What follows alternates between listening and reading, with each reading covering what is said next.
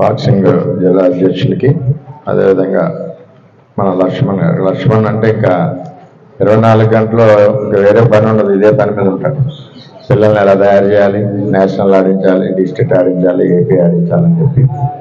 మరి ఇప్పుడు దివ్య పేరు నిత్య అమ్మాయి మరి జాయిన్ లేదు, నేషనల్స్ 2 సార్లు ఆడారు. అలాగే సంపత్, మహాలక్ష్మి, ఐశ్వర్య వీరందరూ కూడా నేషనల్ ఆడారు. అంటే పిఠాపురం క్రీడలకు పుట్టినెళ్ళి ఇదివరకు కూడా బాస్కెట్బాల్ కానీ వాలీబాల్లో కానీ చాలా బ్రహ్మాండమైన ప్లేయర్స్ పిఠాపురంలో ఉన్నారు. ఎంతమంది ఉన్నా సరే స్థానం పట్టి వ్యక్తి ఒకరు ఉండాలి. ఆ వ్యక్తి మీకు దొరకడం లక్ష్మణ్ అదృష్టం అని చెప్పి తెలియజేస్తూ 14-19లో మరి స్టేడియం నిర్మాణం చేయడం జరిగింది.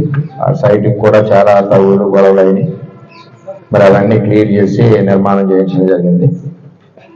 మధ్యలో వచ్చిన ప్రభుత్వంలో దాన్ని ముందుకెళ్ళనీయకుండా ఆపడం జరిగింది. మరలా ఇప్పుడు మన కూటమి ప్రభుత్వంలో బ్యాలెన్స్ వర్క్ ఏదో అది కూడా పూర్తి చేస్తున్నారు. ఎప్పుడు కూడా క్రీడలను ప్రోత్సహించే వ్యక్తి మన ముఖ్యమంత్రి. ఏదేమైనా సరే మీ అందరికీ ఎప్పుడు సహాయ సహకారంగా ఉంటాను. నేను దగ్గర ఒక 15-20 ఏళ్ళ నుంచి వస్తున్నాం. ప్రతిసారి ప్రోగ్రాం లక్ష్మణ్ పెట్టి ప్రోగ్రాం. మరి మీ అందరూ కూడా మంచి నేషనల్ సారి, స్టేట్ సారి, మంచి మెడల్స్ సాధిస్తారని ఆశిస్తూ సెలవు తీసుకుంటాను.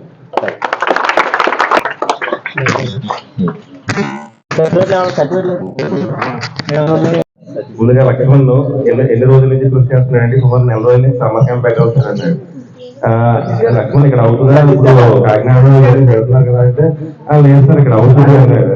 అంటే ఈ విధంగా అంటే నాకు హోప్ ఏంటంటే లక్ష్మణ్ ఏం తెలుసుకున్నా ఫస్ట్ గా అది 3 రోజులు చేస్తాడు తప్ప ఏం చేయడు. ఆ విషయం ఉద్దేశించి తర్వాత ఈ ప్రోగ్రామ్ కూడా వరం గారు అంటే ఎప్పుడు కూడా క్రీడల్లో ఎప్పుడు కూడా ఆయన ముందుంటాడు. ప్రతి పిల్లల్ని ఆయన అప్రిషియేట్ చేస్తారు. దాన్ని ఏంటంటే ఏ విధంగా ఎక్కడ ఏ విధంగా సపోర్ట్ చేయాలో ఆ విధంగా ముందు తీసుకెళ్తారు వరం గారు. Thank you sir. Thank you.